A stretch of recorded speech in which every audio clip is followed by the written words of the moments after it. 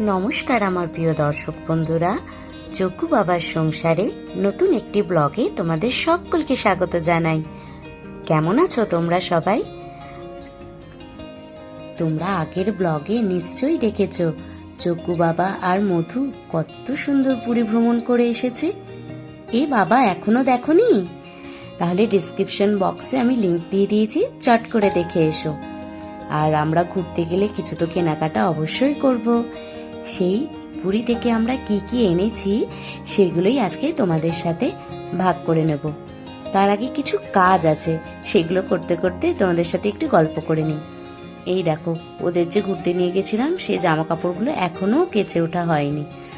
আমি একটু কমফোর্টে ওদের জামা কাপড়গুলো কেচে শুকোতে দিয়ে দেবো।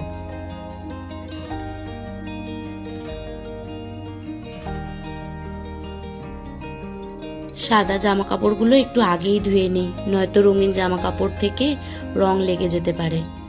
আর এদের জামা কাপড়গুলোর অবস্থা দেখেছো, সব পুরনো হয়ে গেছে। দুই ছেলের জন্য আবার নতুন জামা কাপড় বানাবো আর তোমাদের সাথে শেয়ারও করব। নতুন মধুকৃষ্ণকে দেখেছো তোমরা?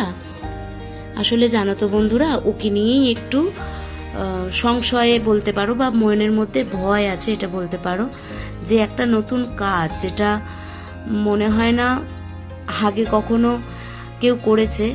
কিন্তু কি বলি বলো তো, তোমাদের ঠিক বুঝিয়ে বলে উঠতে পারছি না। সেটা হচ্ছে মা যে গোপাল মূর্তি পাঠিয়েছে আর আমার কাছে যে মধুকৃষ্ণ আছে, আমার কাছে দুটো গোপাল রাখা কখনোই সম্ভব নয়। কারণ আমরা যেখানেই যাই আমার বাচ্চাদেরকে নিয়ে যাই। তো এই সমস্যার কথা আমি আমার বড় ছেলে মানে জগন্নাথকে বলেছিলাম। আর বিশ্বাস করো বন্ধুরা, আমার জীবনের যা সমস্যা আমার বড় ছেলে আসার পর তার কাছেই বলি, এবং সে সত্যি অপূর্ব, মানে এত সুন্দরভাবে তার সমস্যার সমাধান করে দেয় যে তোমরা বিশ্বাস করতে পারবে না।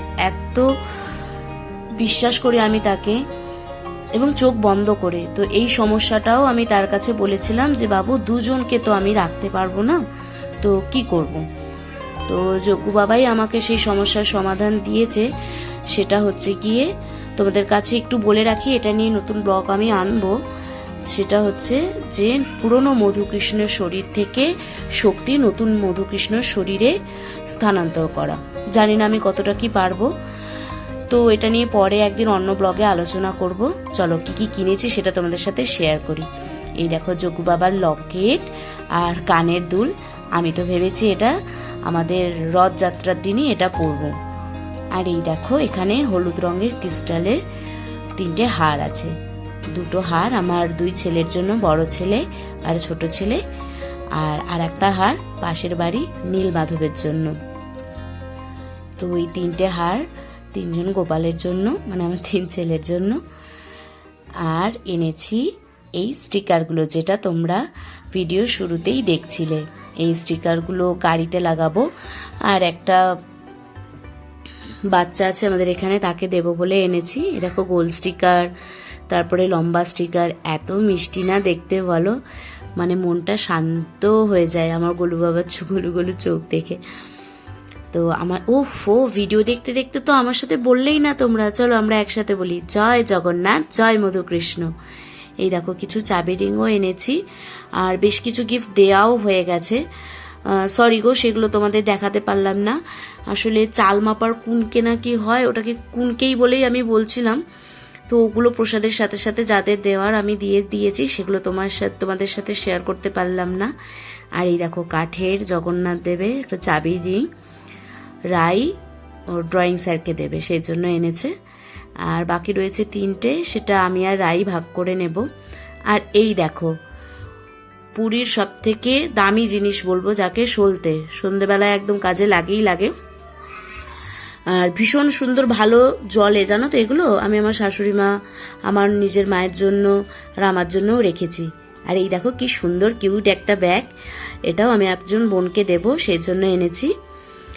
আর সাথে ওই যে আগের ভিডিও দেখেছো তো তোমরা, পুরীতে কেমন ঘুরলাম, সেখানে অবশ্যই দেখো, তাহলে এই আমার হাতের জগন্নাথ দেব, বলরাম, সুভদ্রা কেন বলছি অবশ্যই জানতে পেরে যাবে। দেখোনি এখনো? লিঙ্ক কিন্তু অবশ্যই আমি ডেসক্রিপশন বক্সে দিয়ে দেবো, অবশ্যই চেক করে নিও। আর আমার হাতে এই দেখো লক্ষ্মী লাভ কড়ি পেয়েছিলাম স্নান করতে গিয়ে। আর এইটা ফাঁকা ঝিনুক, মানে এটা জোড়া নয়, খালি ঝিনুক। এটা তো ঠিক করেছি আমি আমার বাবাকে দেব, গরমকালে কাজে লাগবে। ভাবো তো কি কাজ? ঠিক ধরেছ, ঘামাচি মারার কাজে লাগবে। চলো, মজা করছিলাম। এইবার দেখো এগুলো সরিয়ে দিই। এরপরে নিয়ে আসছি, বরের মতো আমাকেও প্লিজ বলে বসো না তোমরা যে বাসনের দোকান দেব। সত্যি সত্যি বাসনের দোকান দেওয়ার মতো জিনিসপত্র কিনেছি। কি করব বলো, আমার বাড়িতে 3টে মেন অনুষ্ঠান হয়, রথ আর 2 ছেলের জন্মদিন। একটু ভোগ রেঁধে দেবো না, আমার কাছে তো বাসন ছিল না।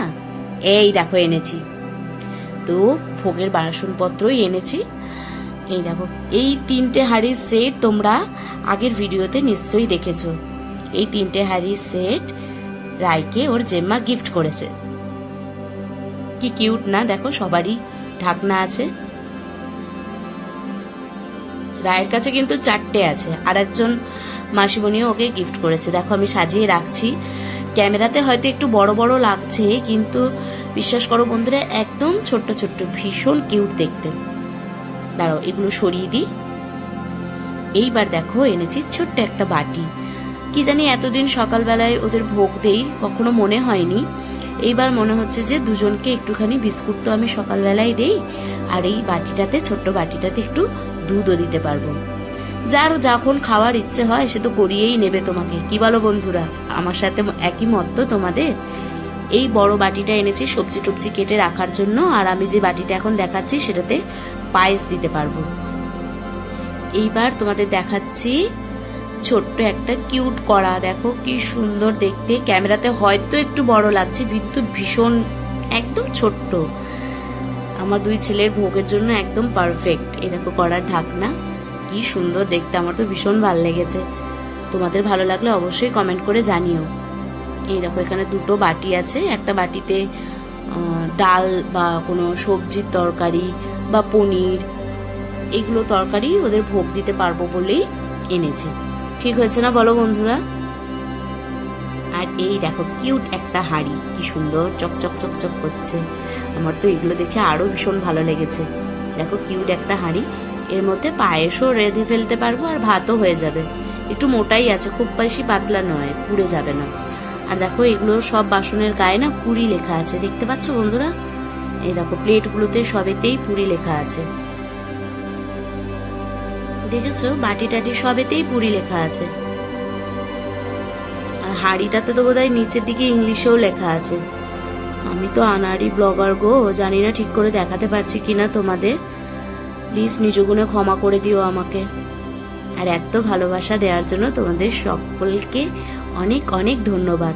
যারা এখনো সাবস্ক্রাইব করে আমার পরিবারের সদস্য হওনি, তাদেরকে অবশ্যই একটা রিকোয়েস্ট করব, তারা সাবস্ক্রাইব করে আমার পরিবারের সদস্য হয়ে দাও।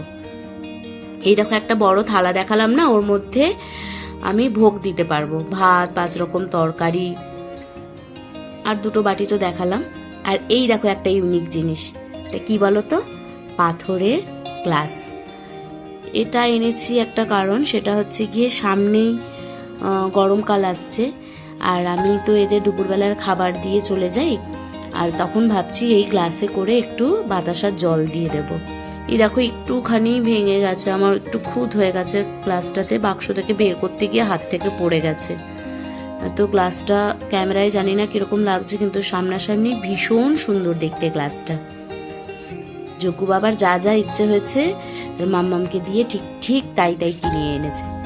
তো দেখেছো তো আমি বাসনের দোকান নিয়ে কিরকম বসে পড়েছি, কিন্তু এগুলো খুব দরকার ছিল গো আমার। তো এই ব্লগটা আর বেশি বাড়াবো না, কেমন লাগলো তোমাদের অবশ্যই জানিও।